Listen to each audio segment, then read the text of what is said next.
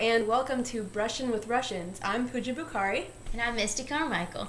Today we have a few special guests here, a few Russian leaders, and we're going to be chatting with them, so let's see what they have to say. Дорогие трудящихся, помещики и капиталисты, говорят, рабочие и крестьяне не смогут прожить без нас. Без нас некому будет установить порядка, распределить работу, принудить к труду. Без нас все развалится и государство распадется. Нас прогнали, но разруха снова вернет нас к власти. All right, our first guest is Vladimir Lenin. Come on down, come in. Hello, Lenin. I'm very happy to meet you. So, Lenin, what is your take on the 1917 Russian Revolution? Many people believe that the Russian Revolution was a single, well-organized event made up of Tsar Nicholas II being overthrown and my rise to power with the Bolsheviks. However, this is incorrect. I saw the revolution as a chance to take advantage of the current chaos and lead my party to power as a model for organization and efficiency. The Germans helped me return to Russia, and I was met with applause and support. I made it clear to the people that I wanted peace, land, and bread for everyone, and I managed to win over a lot of support from the Russian populace. So what do you think are the major social issues that Russia is dealing with right now? Well, I don't really think there's any major social problems. Currently, my administration rarely hears complaints from the people. So, finally, what is your personal stance on the secret police?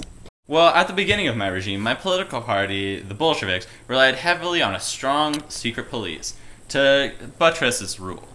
The first secret police was known as the Cheka, and it was established in December of 1917. But once we were able to consolidate all of our power, I made a point to abolish it immediately. I am certainly not an avid supporter of the secret police, but some say that the continued presence of the Cheka is crucial.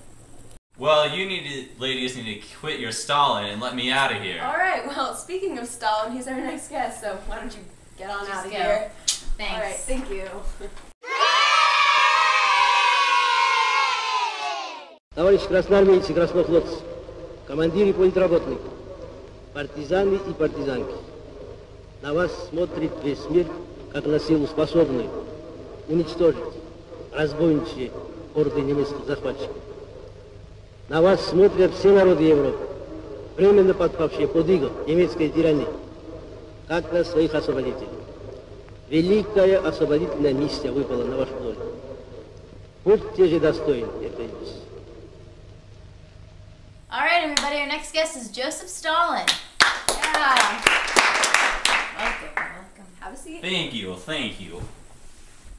Okay, so can you explain the 5-year plan? My 5-year plans have brought all aspects of industry under state control and allowed for industrial development to be headed by the state.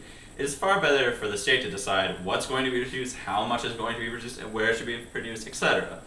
I'm only in the process of carrying out my third 5-year plan, which is better preparing us for the war.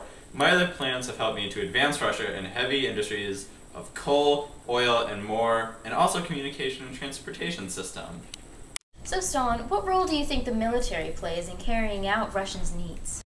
Without the military, how would Russia assert itself as an independent and strong force among foreign nations? Without a strong military, we wouldn't have been able to defend ourselves against the Germans and may have been ultimately victorious. The military is a huge source of Russian pride. So would you say you've become pretty popular with the people? I would say that I'm very popular in my country. I am someone that people look up to and believe can serve as a role model for all people in our nation. I want to be the model for a great leader.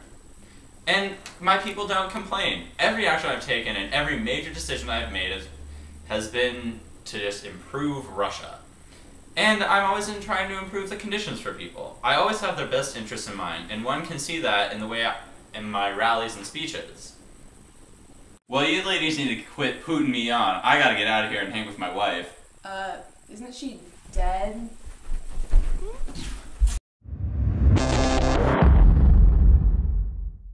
Putin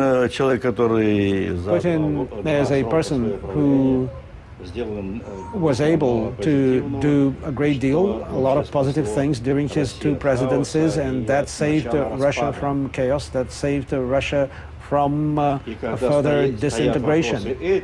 And when you face problems like these, then you don't act according to the democracy textbook, because you have to save the nation. Our first guest today will be Michael Gorbachev. Misty, it's Mikhail Gorbachev. Everybody welcome him. Thank you, glad to be here, Thank you. So Gorba, we just have a few questions for you. Can you explain your policy of the perestroika? One of my primary goals is to maintain the old Soviet structure for the economy, but I also want to implement some new free market stuff. Many people see what I did as radical, but sometimes Russia needs radical. My policy seeks to eliminate monopolies and allow foreign investors to buy shares in Soviet ventures, with the hopes of opening up the USSR to more relation and international trade. So, what about your policy of glasnost? So glasnost is essentially openness to the public, mainly in terms of government activities and institutions. The main goals include less censorship and greater freedom of information, particularly radio, television, etc. Basically all types of media, which will hopefully open up and reduce the amount of corruption in both the Communist Party and the Soviet government. We also want to put an end to the moderate abuse in the Central Committee. And last question, what signs of democratization do you see in modern-day Russia?